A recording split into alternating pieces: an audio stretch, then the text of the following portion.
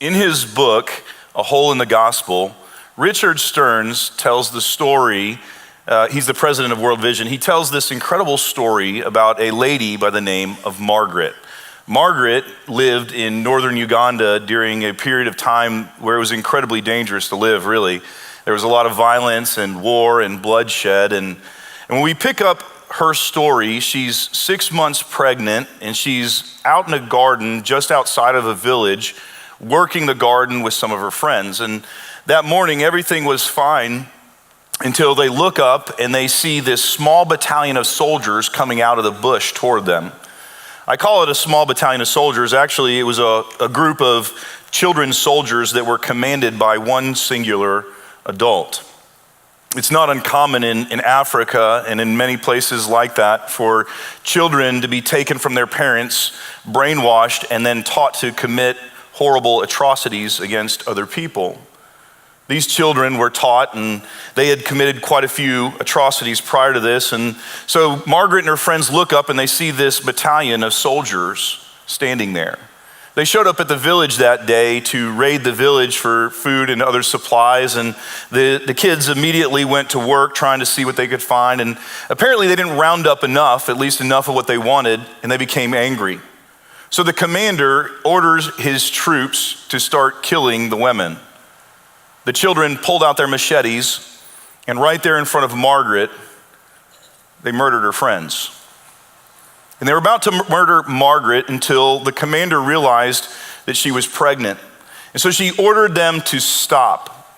In his mind, it was bad luck to murder somebody who was pregnant. So he commanded his troops instead to cut off her ears, her nose, and her lips. They followed the order, and they left her in a field, bleeding and dying. In their minds, if that's what they did, they probably weren't responsible somehow for her death.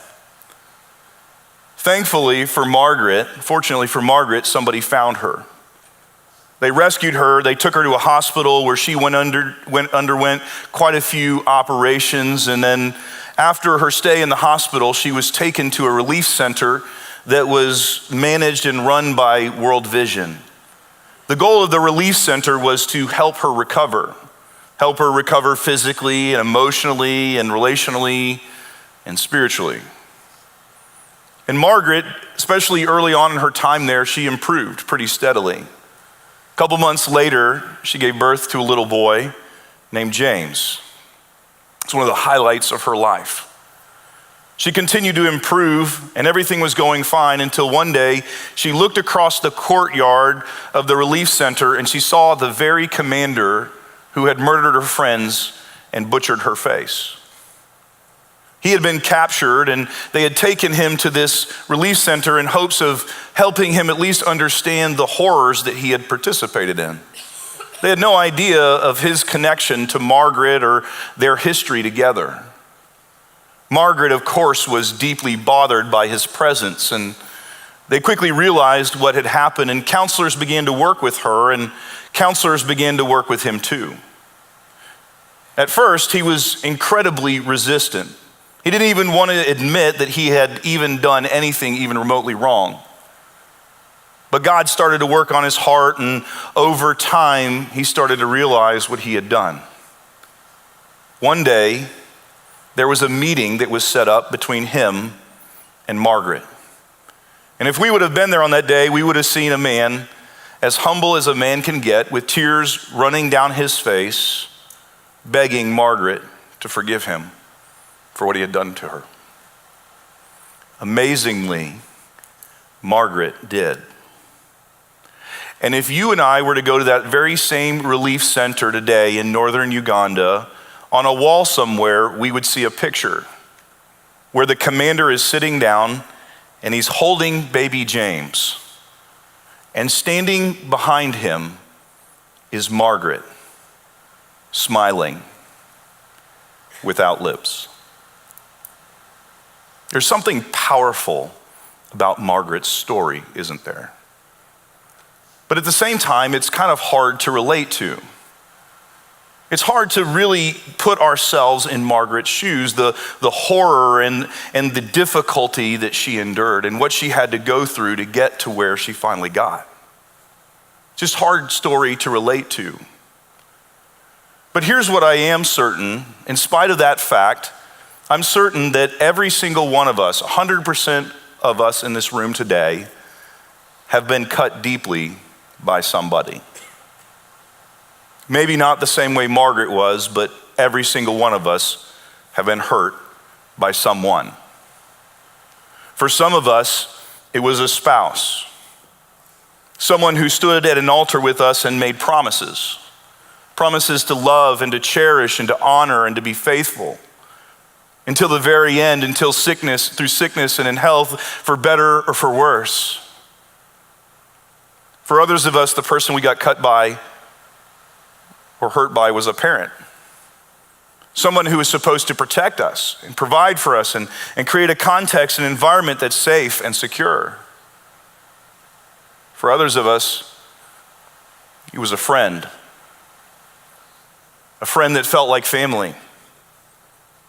A friend that we thought was ride or die. For others of us, it was a coworker. For some of us, it was a boss. For some of us, maybe a sister or a brother. But we've all been hurt by someone, haven't we? Some of us have been lied about, cheated on, abandoned, abused, neglected, gossiped about, criticized. And for some of us, the wounds are gaping because they're new. For some of us, the wound was recent. And for some of us in this room, what we're doing is you're trying your best just to triage the wound. For others of us, it happened a long time ago. And there's a scar. It healed, but there's a scar. And sometimes things happen and something makes you remember, and all of a sudden the old feelings and all the hurt and all that comes flooding back. And you can't help but notice the scar in your life. And you know, when we've been hurt and we've been wounded by somebody else, there's this sort of knee-jerk reaction that we have. It's almost instinctual. It's sort of our go-to move. When somebody hurts us, we tend to become bitter and angry and resentful. The problem with bitter and angry and resentful, though, is that it never really delivers on its promise. It doesn't actually make our lives better. It doesn't improve anything for us. In fact, we end up being worse for the wear. When you and I become bitter and angry and resentful when somebody harms us, you know, it ends up damaging relationships. We just decide that these people, sometimes we decide people that we love and care about and, you know, their family maybe even, we decide, you know, I'm gonna have nothing to do with them. And we start severing relationships. And there's some of you in the room, you've made that decision and you plan to carry it to your grave. But that's not all that bitterness and resentment cost us. Bitterness and resentment also cost us our personality, don't they?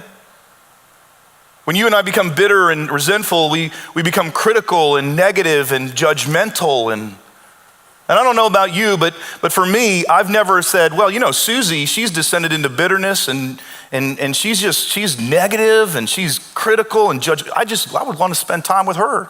I'd love to spend some time with her. But bitterness and resentment, they rob us of our personality. They also rob us of our health. There are countless health decisions or health issues that are related to bitterness and resentment and unresolved and anger or anger that isn't handled correctly. Probably the worst, though, is that it damages us spiritually. When we become bitter and angry, we just get disconnected from God. We stop reading our Bibles and we stop praying. And if we come to church and we gather with the church on Sunday morning, it's kind of this weird thing that loses its sense of power in our life. And before long, we start to feel this big gaping distance between us and God. And we start to wonder, God, where are you? God, do you even love me? You used to hear his voice, feel his guidance in your life, and now all of a sudden, it feels like the line has gone dead. Thankfully, there is another option. There is another option that you and I can choose. We don't have to be angry and bitter and resentful. There is another option that allows us to overcome the hurts of our past. There is another option that you and I can choose that allows us to overcome our past and to learn from it, but not allow our past to define us and steal from us. It's an option that Joseph chose. And he modeled it for us. And so if you have your Bible or a Bible app on your mobile device, would you turn with me to Genesis chapter 50? Genesis chapter 50. If you don't have either of those things, a Bible or a Bible app on your mobile device, don't worry about it. We're gonna put all this stuff up on the screens for you so that you can follow along. Last week, we started talking about Joseph's story. And in case you weren't here last week, let me give you a brief recap, at least as brief as I possibly can. When you start reading Joseph's story in Genesis chapter 37, you find out very quickly that he came from a rather broken and dysfunctional family. His father, Jacob, played favorites, and Joseph was the favorite son. Most parents who have a favorite child, they try not to show it. They realize, okay, this isn't healthy, this isn't gonna be good for the family dynamics, I at least need to tone this stuff back. But Joseph's father, Jacob, didn't bother to do that at all. In fact, he flaunted his favoritism towards Joseph. He gave Joseph a coat that reminded everybody about how Joseph was the favorite. And every time Joseph would wear that coat, his 11 other brothers, they knew what that meant. And over time, his brothers became angry and bitter and resentful. And it got to the point where they couldn't even say a kind word to Joseph. As soon as Joseph showed up, a fight would break out. Now, if that wasn't bad enough, one day Joseph has a dream. And the version of Joseph's dream, what it really meant was that one day, and it was the dream that, by the way, it was from God, but it meant that one day his brothers were gonna bow down to him. Joseph makes the unwise decision to tell his brothers, and you can only imagine what happened. It did nothing but fuel the anger and bitterness that his brothers had toward him. One day, Joseph's brothers were in a place called Dothan, tending the father and the family's livestock. And Jacob sent Joseph out there. He said, look, I want you to go check on your brothers and bring back a report for me. So Joseph makes his way to where his brothers are. And when his brothers look into the distance, they can see him coming from a long way off, and they know exactly who he is. They start to have a conversation. Man, I'm so sick of that guy. I'm tired of him being dad's favorite. I'm tired of it being thrown in my face. I'm tired of him wearing that stupid jacket, that coat that, and if he tells me about that dream again, I swear I'm gonna choke him on the spot. One brother goes, why wait? Let's do it now. Everybody's like, all right, let's do that. So as soon as Joseph shows up, they grab him, they throw him into a pit. Now he's pleading for his life. Guys, come on, look, we can work this out. It doesn't have to be this way. I'll get rid of the coat. I won't wear it. I'll tell dad that he needs to tone it down. Look, I won't tell you about the dream anymore. And while Joseph is pleading for his life in a pit, his brothers are eating and plotting how they're gonna kill him. As they're doing this, they look in the distance and there's this traveling band of merchants. And one of the brothers gets an idea. Hey, let's sell him instead. This can be a win-win for everybody. We can get rid of Joseph, we can get a little money on the side, and we don't have to have his blood on our hands. We don't have to walk around with the guilt that we killed him somehow. Everybody loves the idea. So they take Joseph out of the pit and they sell him for 20 pieces of silver to this traveling band of merchants. And just like that, Joseph goes from being the favored child in his father's household to now being a piece of property. They tie him up, make him walk behind a camel all the way across the desert. And at 17 years old, Joseph finds himself standing on the auction block in Egypt being sold. A guy named Potiphar buys him. Potiphar is a high-ranking official in Pharaoh's government.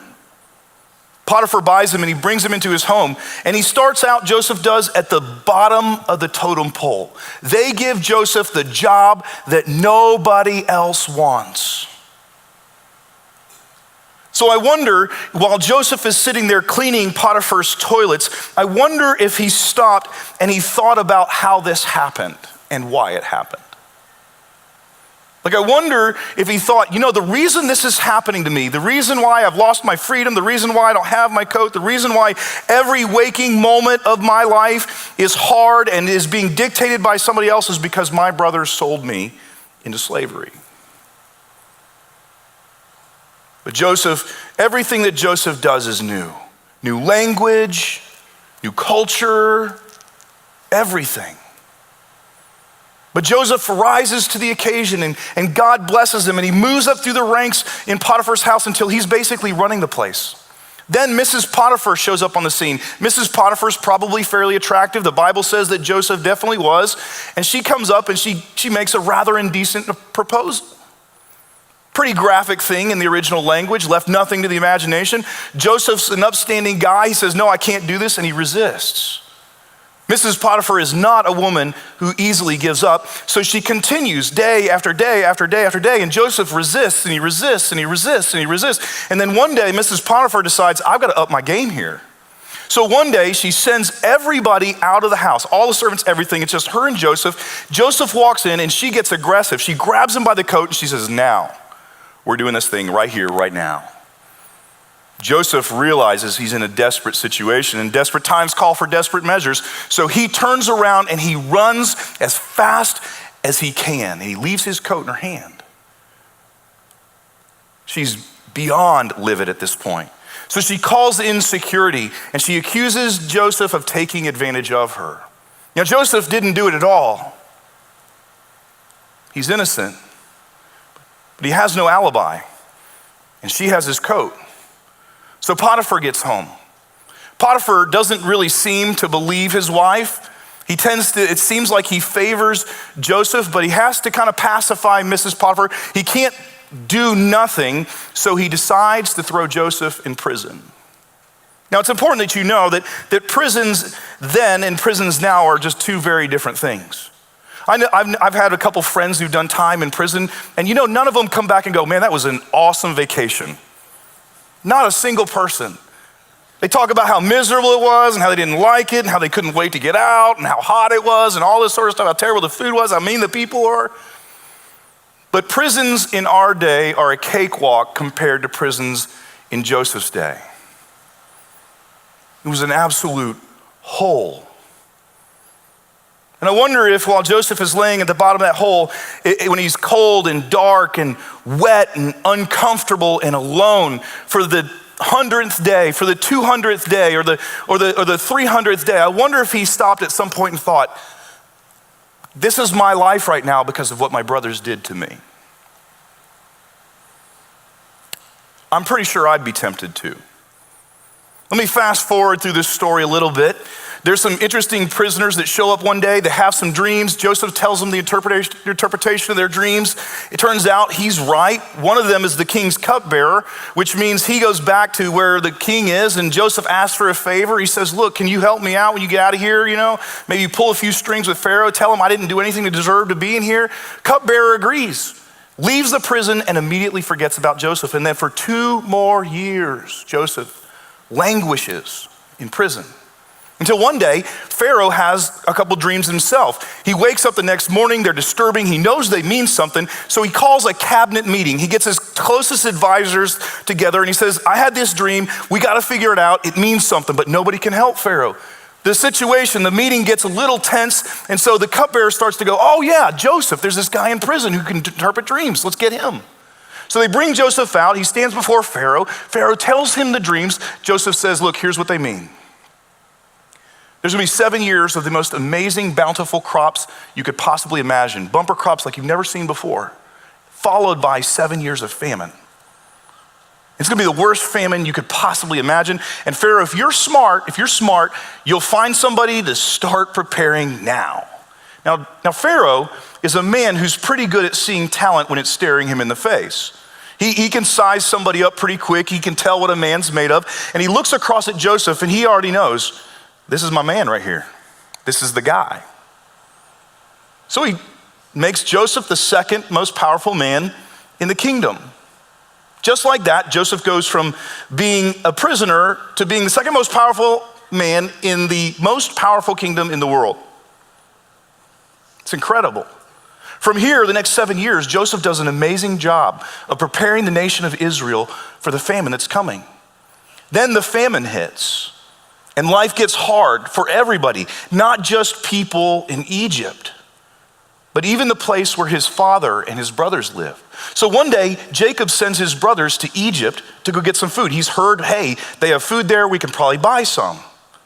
So Joseph's brothers, they show up in front of Joseph to ask to buy grain, and they bow down.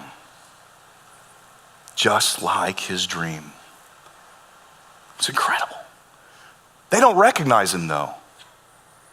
He looks like an Egyptian, he talks like an Egyptian, he acts like an Egyptian. Joseph recognizes them, but they have no idea that it's him.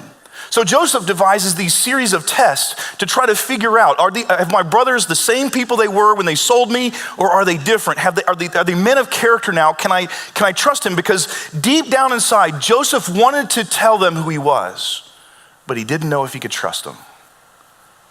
They passed the tests with flying colors.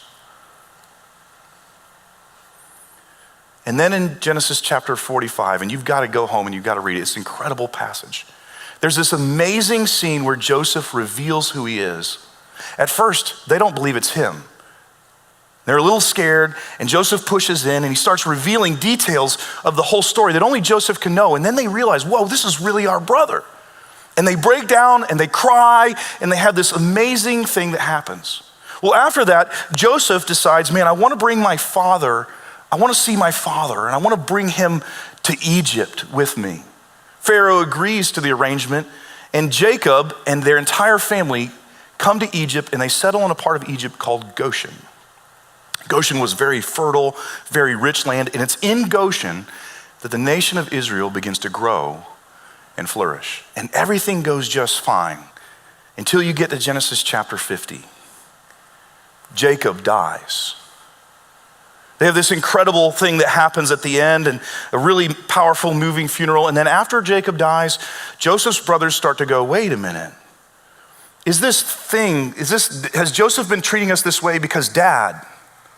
So they send Joseph a letter reminding him that their dad had asked Joseph, would you forgive your brothers and treat them kindly? They send it to Joseph, and then they show up in front of Joseph again, and they bow down, and Joseph is absolutely weeping. But what Joseph says next is where he unveils the decision that he made. The same decision you and I need to make in those moments when we are wounded. In Genesis chapter 50, verse 19, but Joseph said to them, don't be afraid. Guys, you don't have to worry. You don't have to lose sleep over this thing. It's okay. And then he asks an amazing question, the same question all of us should ask ourselves in those moments when we've been wounded by somebody else. Am I in the place of God? In other words, what Joseph's saying here is it my job to be the judge? Is it my job to be the judge, jury, and the executioner? Is it my job to handle payback? He continues. He says, look, you guys intended to harm me. There's no question about it. But God intended it for good to accomplish what is now being done, the saving of many lives. In other words, guys, look, you intended to do me bad, but in the middle of this thing, there were some things that were happening, and there's some decisions that were made that allowed good to come from bad. He continues. So then, and I don't want you to miss what he actually did in this moment. Don't be afraid. I will provide for you and your children. And he reassured them, and he spoke kindly to them. You know what Joseph ended up doing here? He ended up treating them as if they had not done what they did. He doesn't deny what they did. He just treats them as if they hadn't done what they did. There's a word for that. We call it forgive. Forgive. This was the singular decision that allowed Joseph to overcome the bitterness and the anger and the hatred and that internal desire to keep a grudge. This was the thing that allowed the things that happened to him and what somebody did to him to not rob him of his relationships and of his personality and of his health and of his spiritual vitality. This singular decision is the thing that set Joseph free. It allowed him to overcome his past. It allowed him to learn from his past, but not be defined by his past. Now, there's a lot of confusion about what this word means. You talk to 5 different people or 10 different people or 40 different people, you'll get a different idea from everybody about what this actually means. There's just so much confusion about this word forgive in our world. And because there's so much confusion, we oftentimes miss out on the benefits of forgiveness, or we're not really sure when we've actually done it. So allow me to take just a few moments and define it for you. I'm going to start by telling you what forgiveness is not. Forgiveness is not excusing. We excuse children at the dinner table when they spill their drink. We excuse sometimes 10-year-old boys when weird and strange and sometimes smelly noises exude from their body. But this is different. When someone actually harms you, it requires forgiveness. You don't excuse them. When you and I extend forgiveness, we don't sweep it under the rug. We're not trying to pretend like it didn't happen. We're not going to bury our head in the sand. I think it's worth noting that from Joseph's story, he told his brothers, look, you guys sold me into slavery. You intended me harm. You did wrong. He didn't excuse it. By the way, there's something else that forgiveness isn't. Forgiveness is not forgetting. I don't know about you, but I forget things all the time. I forget to call people back sometimes. Sometimes I forget my phone. Sometimes I forget my keys. But forgiveness is not the same as forgetting. We're talking about something entirely different here. And Christians for a long time have said that we need to forgive and forget. And they do that because they see passages like there are in Jeremiah where it says that God will remember our sins no more. And they take that to mean that forgiveness and forgetting are the same thing. But those verses aren't really teaching that God somehow gets spiritual amnesia, like he just suddenly forgets. Really what those verses are saying is that God treats us as if he had forgotten. Forgiveness is not forgetting. You can forgive somebody and be very, very, very aware of what they did to you. By the way, there's one more thing forgiveness isn't. It's not reconciling. Now, reconciling is the best case scenario. It's what we all should work for. And in good marriages and good families and in good friendships and in good churches, that's what ends up happening. But sometimes the way we were cut so deep that we've lost the ability to trust somebody. And when you forgive somebody, it doesn't mean that you just immediately have to restore trust. Trust is something that's earned. It takes time.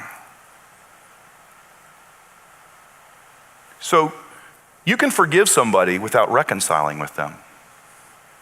So what exactly is forgiveness? Well, forgiveness is simply this. It's a decision. And I highlighted that for a reason because we tend to think that it's a feeling. I'll forgive them if I feel like it, or we want God to take us to this place where we feel like forgiving somebody. And God's like, no, it's not a feeling. It's a decision.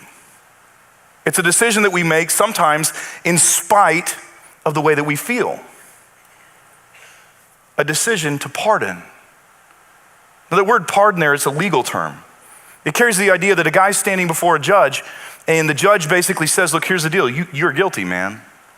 You did exactly what you're accused of doing, but I'm not gonna make you pay for it. It's a decision. And sometimes we struggle with this, don't we? We struggle with it because sometimes it feels like we're letting somebody off, but we're really not. Sometimes it feels like it's too cheap and too easy, and somehow the other person, it's a permission-giving signal for the other person to continue to do what they've done, and it's not any of those things. What it is it's your key to freedom. It's your key to freedom. So allow me to give those 3 points that Terry talked about earlier. Here's some steps I want to encourage all of us to take when it comes to this. Number 1, be specific.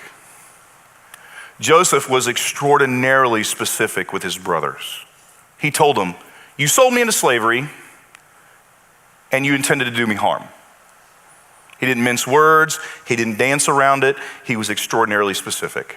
It's hard to forgive somebody for something that you're vague about. Maybe one of the best things that you can do in order to forgive somebody who's hurt you is to go home today and get a piece of paper and a pen or a pencil, or get in front of a computer, some sort of screen where you can type, and just write it out and be specific. What did they say to you? How did it feel? What did they do? What did it cost you? Write it out and be extremely specific. Now look, I'm not saying that you should send it to somebody. I'm just saying be honest, be gut level honest, be extraordinarily specific about what you need to forgive somebody for. And then number 2, go first. You know what we normally do when it comes to forgiveness? We sit around at home and we wait and we pray that whoever it was who hurt us will come crawling back on their hands and knees, begging us to forgive them. And I don't know about your experience, but in mine, that rarely happens. It rarely happens. And I know that what I'm about to tell you, some of you, this is going to be hard for you to hear, but you need to hear it. For some of you, the person who hurt you, they don't know that they hurt you. And I know in your mind that sounds crazy. You're thinking, how in the world could they possibly not know what they did? But I promise you, for some of you, they don't know. For others of you, the person who hurt you, the one who did you harm, they meant to hurt you. They looked for the opportunity, they waited for the moment, they seized it, they did it on purpose, and when they did it, they were glad that they did it, and if they found out that you are still paying for it, if they found out that it's still affecting your life, they would be glad that it is. For others of you, the person who hurt you, they'll never agree with you about the situation. They'll never see it the way that you see it. And it doesn't matter how much arguing you do, how many great points that you make, how many people side with your take of what happened. They're just never going to agree with you. So go first. Don't wait on them. Go first so that you can go on. Because here's the thing, if you wait around for an apology, what you'll end up doing for some of you, if you wait around for apology in order to forgive, for some of you what's going to happen is you will spend your whole life angry and bitter and resentful. And you'll doing, and the reason why you'll end up that way is because people you don't even like. It'll be because you can't forgive people you don't even like. People who, when their name comes up, your temperature rises. People who, when you're in the room with them, tensions happen and words get thrown around, or people that you have daydreams about, where you dream about saying terrible things to them and doing terrible things to them. If you don't go first, you will allow people you don't even like to take from you your entire life. So go first. Go first. Just decide that you are done allowing these people to take from you. And then number 3, leave payback to God. There's this story about a guy named Dave who was an umpire in a summer program, and it was one particular winter he was driving through the snow kind of recklessly and fast, and he got pulled over by a police officer, and the police officer kind of said, look, you know, reckless driving, all that stuff, I'm gonna have to give you a ticket. Dave decided he'd try to talk himself out of the ticket, and he reasoned with the police officer. The police officer wouldn't hear reason, handed him the ticket and said, look, man, if you got a problem with the ticket, just go to court. The very next summer, the very first ball game rolled around, and Dave was umpiring the game, and the very first batter walked towards the plate to step into the batter's box, and when Dave and that batter looked at each other, they recognized each other. It was the police officer. The police officer stepped in the batter's box and said, hey man, how'd that ticket work out? And Dave said, you better swing at everything.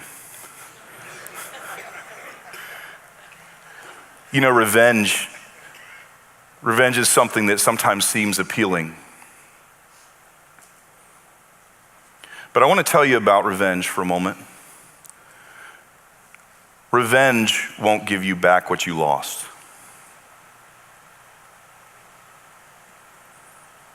It won't.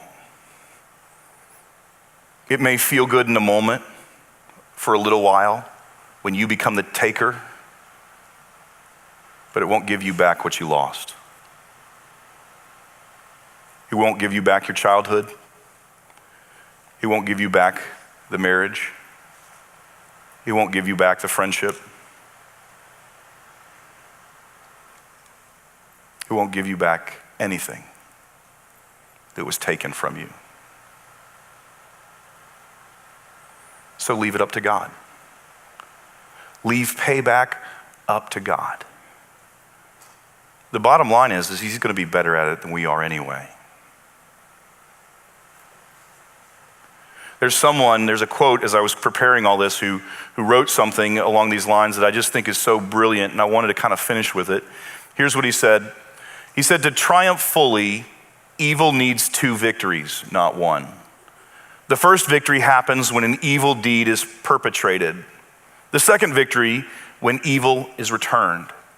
After the first victory, evil would die if the second victory did not infuse it with new life.